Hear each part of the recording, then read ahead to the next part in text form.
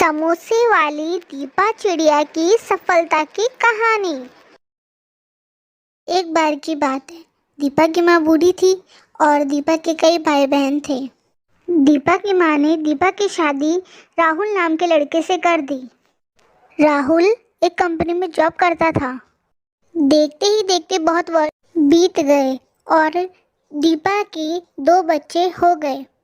राहुल पर बूढ़े माँ बाप के साथ साथ दीपा और बच्चों की जिम्मेदारियां भी थी। एक दिन दीपा राहुल से बोली, राहुल, कमाने वाले सिर्फ आप और खर्चे इतने, क्या मैं आपकी मदद कर दूं? क्यों, तुम्हें कोई कमी हुई है क्या? मेरा कहने का मतलब ये नहीं था।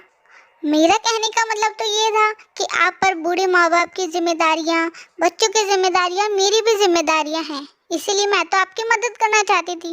कोई बात नहीं, तुम्हारी मदद के लिए शुक्रिया, पर मुझ पर कोई बोझ नहीं है और मैं सबकी जिम्मेदारियां अच्छे से निभा लूंगा। धन्यवाद।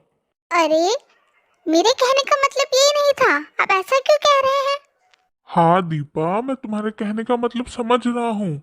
मैं तुम्हें कोई तकलीफ नहीं देना चाहता हूँ। मैं चाहता हूँ कि तुम्हें ढेर सारी खुशियाँ दूँ, और तुम्हें ही नहीं, मैं अपने बच्चों को अच्छा भविष्य देना चाहता हूँ और अपने माँ बाप की सेवा करना चाहता हूँ।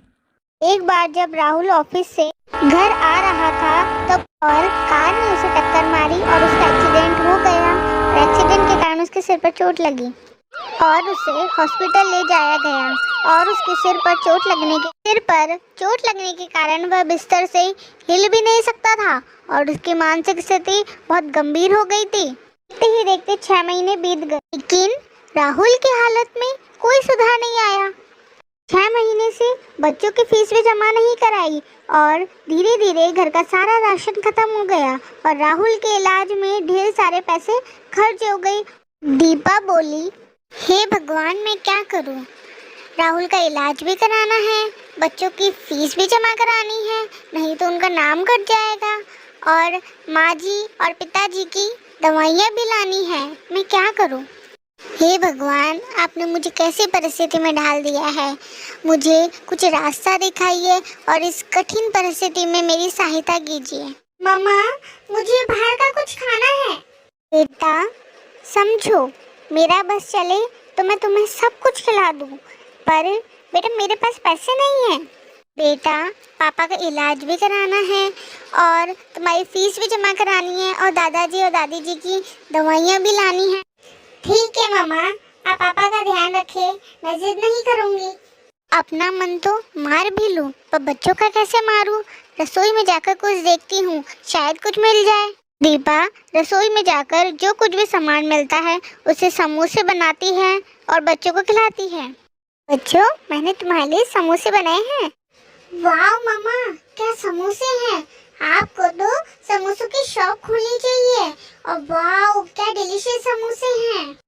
दीपा मन ही मन सोचती है, क्यों ना मैं समोसे की दुकान खोल लूं और इससे मेरी सारी परेशानियां भी दूर हो जाए शायद। हे भगवान, मेरे पास इतने पैसे भी नहीं हैं कि मैं ठेला लगा सकूं, और मैं क्या करूं? एक काम कर सकती हूं, मैं अपने गहने बेच दूं। दीपा ने अपने गहने बेचकर समोसे का ठेला खोला। समोसे ले लो, समोसे ले लो, 20 रुपए के समोसे ले लो, कम दाम में अच्छे समोसे, समोसे ले लो। आइए भाइयों बहनों, अच्छे अच्छे समोसे खाइए, कम दाम में अच्छे समोसे खाइए। धीरे धीरे अब दीपा की दुकान पर ढेर सारे कस्टमर आने लगे। दीपा जो भी समोसे बनाती थी वह सभी बिक जाते थे। अब उसने समोसों के दाम 20 रुपए से 30 रुपए कर दिए थे।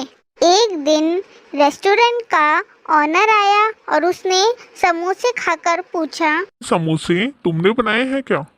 हाँ साहब, मैंने ही बनाए हैं। सच में तुम बहुत अच्छे समोसे बनाती हो। तुमने ये कहाँ से सीखे? ने क्या कोई कुकिंग कोर्स किया है? नहीं नहीं, मैंने कोई कुकिंग कोर्स नहीं किया है। मुझे तो हालात ने सिखा दिया है। पति बीमार है, छोटे छोटे बच्चे हैं, उनकी स्कूल फीस और बूढ़े सास ससुर हैं, उनकी भी जिम्मेदारियां मुझी पर है। पूरे घर की जिम्मेदारियों को संभालने के लिए मैंने ये समोसों का ठेला खोला है। क्या तुम मेरी रेस्टोरेंट में एज अ कुक काम करना चाहोगी? ऑफ कोर्स, मैं ज़रूर करूँगी। दीपा ने रेस्टोरेंट में काम करना शुरू किया और देखते ही देखते दीपा की गरीबी भी दूर हो गई और दीपा ने बच्चों की फीस भी जमा करा दी और दीपा ने राहुल का इलाज शहर के बड़े हॉस्पिटल में करवाया। तो साहब, मेरे पति ठीक तो हो जाएंगे ना? हाँ जी, आप चिंता ना करें, आपके पति जल्दी ठीक हो जाएंगे। राहुल का इलाज शहर के बड़े हॉस्पिटल के बड़े डॉक्टर से होने के कारण वह जल्द ही स्वस्थ हो गया। दीपा, मुझे माफ कर दो। मेरी वजह से तुम्हें कितनी मुसीबतों का सामना करना पड़ा। मुझे माफ कर दो दीपा। अरे, आप ऐसा क्यों बोल रहे हैं? विपरीत परिस्थितियां हमारे हाथ में तो ना होती हैं, वो तो अचानक ही होती है। हाँ दीपा, तुम सही कह रही हो। विपरीत परिस्थितियां हमारे हाथ में नहीं होती है, पर उन विपरीत परिस्थितियों का हम साहस और हिम्मत से मुकाबला करें, यह ज़रूरी है। और महिलाओं का आत्मनिर्भर होना बहुत ज़रूरी है, और ना केवल महिलाओं का, सभी को आत्मनिर्भर होना चाहिए। मुसीबतों से जो लड़ता है वही लाइफ का हीरो होता है, और मेरी लाइफ की हीरोइन तो तुम हो ही। हाँ पापा, आप ठीक कह रहे हो। मम्मा तो है ही हीरोइन और मम्मा क्या समोसे बनाती है। अब तो मम्मा होम डिलीवरी भी करेगी समोसों की। और दीपा की सभी मुसीबतें दूर हो गई और वो अपने परिवार के साथ खुशी खुशी रहने लगी।